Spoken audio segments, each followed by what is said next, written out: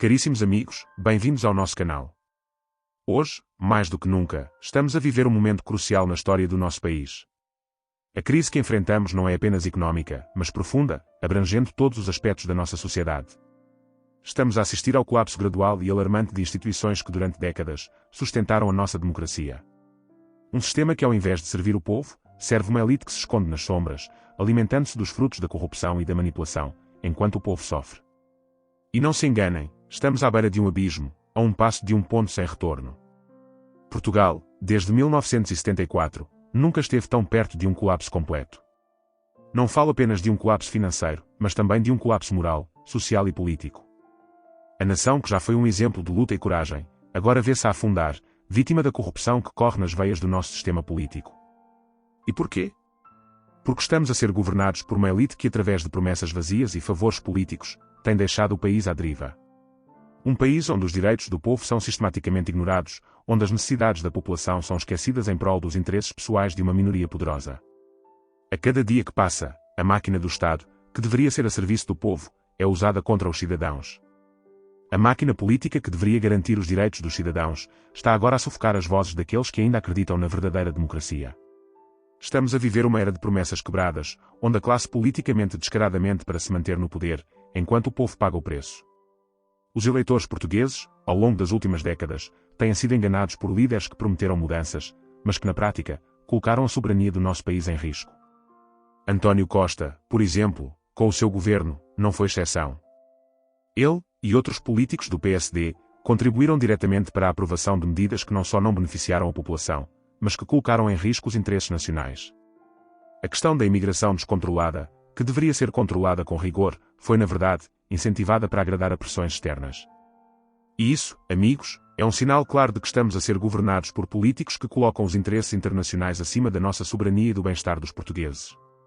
Portugal vive hoje um sistema de promiscuidade política onde os mesmos nomes, as mesmas famílias, continuam a ocupar cargos-chave no governo e em outras instituições, não por mérito, mas pela proteção mútua que existe entre esses grupos. Políticos, juízes e outras figuras da elite são nomeados para cargos de poder, não porque tenham competência, mas porque fazem parte de um círculo fechado de interesses. Esses cargos não servem o país, mas sim a manutenção desse sistema corrupto que já dura demasiado tempo. E ao fazê-lo, desviam os recursos essenciais que deveriam ser canalizados para a população, garantindo a sua imunidade e poder. As tensões sociais, que há alguns anos atrás eram apenas um eco distante, estão a crescer de forma alarmante. Estamos a viver num cenário de instabilidade crescente, que pode a qualquer momento desencadear um conflito social grave. O governo, ao invés de tratar dos problemas estruturais do país, está a preparar-se para reprimir qualquer manifestação de descontentamento com as forças de segurança. As ruas, que deveriam ser locais de liberdade de expressão, tornam-se campos de batalha entre o povo e a máquina coerciva do Estado. O que muitos não querem admitir é que, se a situação continuar a piorar, poderemos estar à beira de uma guerra civil. E não podemos ignorar a lição da história. Olhemos para os países que começaram com problemas semelhantes aos de Portugal e que, ao longo do tempo, acabaram por cair no abismo da ditadura. Regimes que inicialmente tentaram esconder a corrupção e distrair a população com ideologias vazias, acabaram por se transformar em sistemas autoritários, onde a dissidência foi brutalmente reprimida. Portugal, a cada dia que passa, aproxima-se desse cenário. A nossa liberdade está a ser ameaçada, e o poder será exercido de forma cada vez mais autoritária, sem escrutínio, sem transparência. Sociologicamente, estamos a viver um ciclo vicioso. O velho ditado, pai trabalhador, filho gastador, neto ladrão, nunca foi tão pertinente. O que estamos a testemunhar é uma sociedade que perdeu os seus valores fundamentais, onde o esforço, o trabalho e a vergonha desapareceram. A cultura da dependência tomou conta da nossa sociedade. Os políticos, para se manterem no poder, retiram coercivamente de quem trabalha para distribuir aos que vivem à custa do sistema. O país está a ser drenado, enquanto uma minoria continua a enriquecer à custa de quem realmente sustenta o Estado. E é este ciclo, meus amigos, que nos leva diretamente ao caos. E o que dizer do 25 de Abril? Esse símbolo de liberdade, de luta, de um povo que se levantou contra a opressão, foi transformado numa fachada para perpetuar privilégios.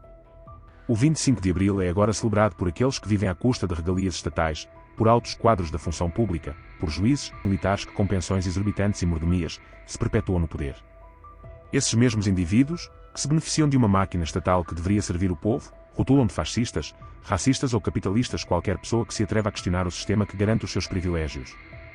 O 25 de Abril, Para eles, não é mais um símbolo de luta pela liberdade, mas um instrumento de proteção de um sistema que só favorece uma minoria. E a máquina do Estado? Essa máquina, que deveria ser o último bastião da justiça e da equidade, serve apenas para beneficiar os poderosos. As câmaras municipais continuam a perpetuar a velha política do favor, em que grandes empresas ganham contratos milionários, enquanto as pequenas empresas são deixadas de lado. E o povo?